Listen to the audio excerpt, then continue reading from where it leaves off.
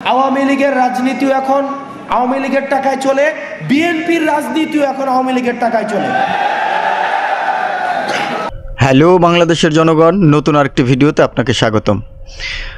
ছাত্র আন্দোলনের অন্যতম সমন্বয়ক হাসানাত আবদুল্লাহর একটি বক্তব্য শুনে খুবই হতাশ হলাম।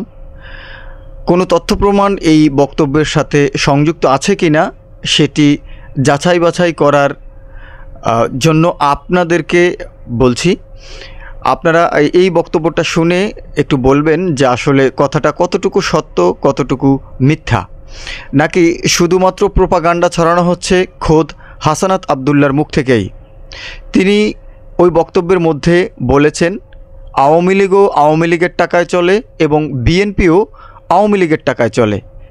এই বক্তব্যটা কতটুকু সত্য বা গ্রহণযোগ্য সেটি পরিমাপ করার এবং সেটি যাচাই করার দায়িত্ব আপনার উপরে বর্তায়।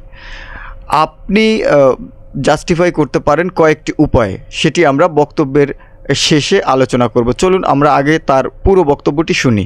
আওয়ামী লীগের রাজনীতিও এখন আওয়ামী লীগের টাকায় চলে, বিএনপির রাজনীতিও এখন আওয়ামী লীগের টাকায় চলে।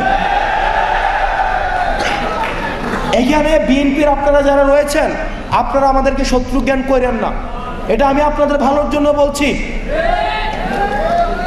কুমিল্লার অনেক উপজেলা রয়েছে যেখানে সব শুনলেন আপনারা তার পুরো বক্তব্যটি।